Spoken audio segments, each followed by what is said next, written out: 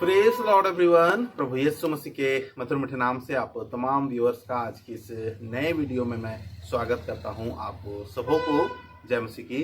प्रियो, आज 26 जनवरी है, 26 जनवरी 2026 और आज हमारे देश भारत का गणतंत्रता दिवस है। यानी आज ही के दिन सन 2050 के अंतर्गत 26 जनवरी 2050 के अंतर्गत हमारे देश भारत में भारत का लिखित संविधान लागू हुआ और उस दिन से हम भारत के लिखित संविधान के द्वारा गवर्न होते आए हैं और आज भी हम उसी लिखित नागरिक कानून के अंतर्गत हम गवर्न होते आ रहे हैं प्रियो। और ये हम सारे लोगों के लिए एक गर्व का दिन है कि हम इस देश में रहते हैं, हम ऐसे देश में रहते हैं जहां पर इस तरह का लिबरल लॉ है और हम सारे लोगों को इस नागरिक कानून का आदर करना है। हम सारे मसीहियों को इस नागरिक कानून के अधीन रहना है और पवित्र शास्त्र बाइबिल भी हमें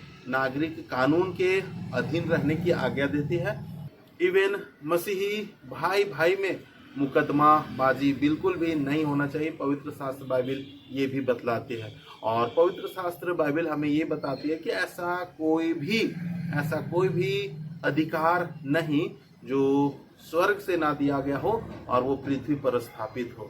जी नहीं प्रियो, हर एक प्रकार का वो अधिकार वो जो पृथ्वी पर स्थापित होता है वो स्वर्ग से स्थापित किया जाता है और हर एक नागरिक कानून का हमें आदर करना है।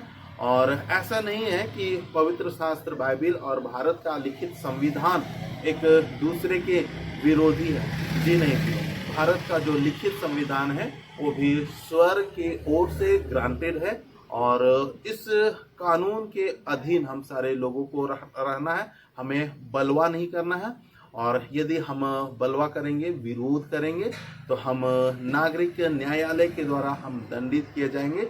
और ये सिर्फ नागरिक कानून की हम अवहेलना नहीं करेंगे बल्कि स्वर्गीय कानून की भी हम अवहेलना करेंगे। तो प्रियो, आज के इस दिन में मैं आप सारे लोगों को इनकरेज करना चाहता हूं कि हम नागरिक कानून का भी हम आदर करें, नागरिक कानून के अधीन रहे। जिस तरह हम स्वर्गीय कानून के स्वर्गीय नियमों के अधीन रहते हैं, परमेश्वर के राज्य के अधीन रहते हैं, हम भारत के लिखित संविधान के अधीन रहें और कोई भी व्यक्ति भारत के लिखित संविधान को तुच्छ दृष्टि से ना देखे, हे दृष्टि से ना देखे और कोई भी अपने आप को भारत के लिखित संविधान से ऊपर बिल्कुल भी ना समझे, सुपीरियर बिल्कुल भी ना समझे और बलवा बिल्कुल भी ना करे। हाँ, कई ऐसे सिचुएशन होते हैं जहाँ पर लिखित संविधान में संशोधन की आवश्यकता है, तो उसके लिए सरकार है, उसके लिए संसद है, उसके लिए वो काम करती है और नागरिक के हितों में वो समय समय पर संशोधन होती रहती है।